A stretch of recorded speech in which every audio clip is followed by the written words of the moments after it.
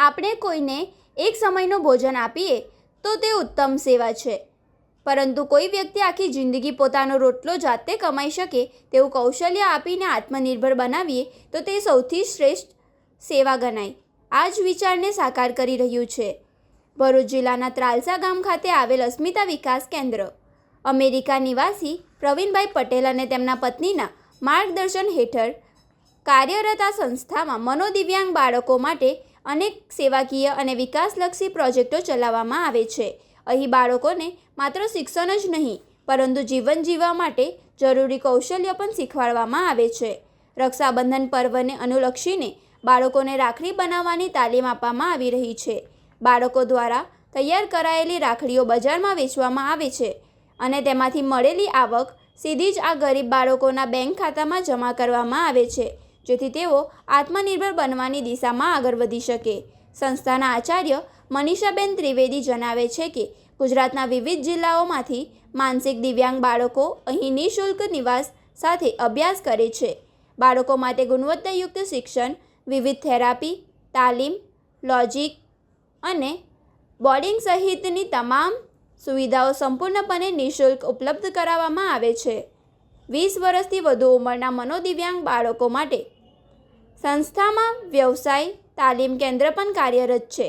અહીં અગરબત્તી, ફાઇલો, કોડિયા, રાખડીઓ, કાપડની બેગો સહિત વિવિધ ઉપયોગી વસ્તુઓ બનાવવાની તાલીમ આપવામાં આવે છે. આ તાલીમ પૂર્ણ કર્યા બાદ સંસ્થાએ 4 મનોદિવ્યાંગ યુવાનોને મદદનીશ પ્યુન, મદદનીશ રસોઈયા અને માળી જેવા જવાબદારીઓ સોંપી છે. તેમને દર મહિને સ્ટાઇપન્ડ પણ આપવામાં આવે છે, જેથી તેઓ સ્વનિર્ભર અને સ્વાભિમાન સાથે આત્મનિર્ભર જીવન જીવી શકે. ખરેખર અસ્મિતા વિકાસ કેન્દ્ર માત્ર સેવા નથી કરી રહ્યું, પરંતુ મનોદિવ્યાંગ બાળકોને સન્માનભર્યું અને સ્વાવલંબી જીવન જીવવાની નવી દિશા આપી રહ્યું છે. નમસ્તે. અમારી અસ્મિતા વિકાસ કેન્દ્ર ત્રાલસા ખાતે, ભરૂચ જિલ્લાનું ત્રાલસા ગામ છે નાનકડું, જ્યાં ખૂબ સુંદર મજાની સંસ્થા બનાવવામાં આવી છે. અહીં મનોદિવ્યાંગ બાળકો આખા ગુજરાતમાંથી આવીને વસે છે. 20 વર્ષથી નીચેના બાળકો માટે આપણે શિક્ષણ, થેરાપી આવી બધી સુવિધાઓ ઉપલબ્ધ કરી છે. પણ 20 વર્ષથી ઉપરના જે બાળકો છે એમાં આપણો સૌથી સુંદર કાર્ય એ છે કે લોકોને આપણે વ્યવસાય તાલીમ કેન્દ્ર ઊભું કર્યું છે.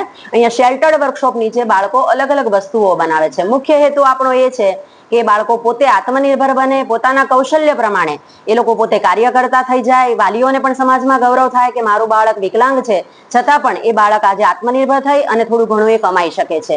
સૌથી અગત્યનું એ વસ્તુ છે કે આ બાળક જ્યારે પોતાના કાર્યમાં બિઝી રહેશે વ્યવસાય તરફ, ત્યારે એ હાઇપર એક્ટિવિટી એની ઓછી થઈ જશે.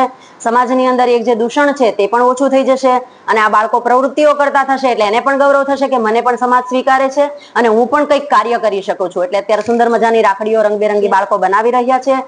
વોકેશનલ સેન્ટરની અંદર અનેકવિધ પ્રવૃત્તિઓ કરવામાં આવે છે. દિવાળી આવશે એટલે કોડિયાઓ બનાવવામાં આવશે, ફાઇલો બનાવે છે, અગરબત્તી બનાવે છે.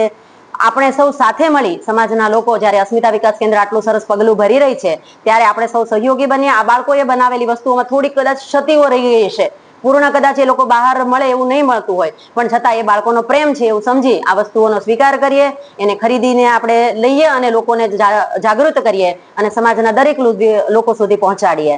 ખૂબ ખૂબ આભાર. ધન્યવાદ. નમસ્તે. મારું નામ પ્રકાશ છે. હું અસ્મિતા વિકાસ કેન્દ્રમાં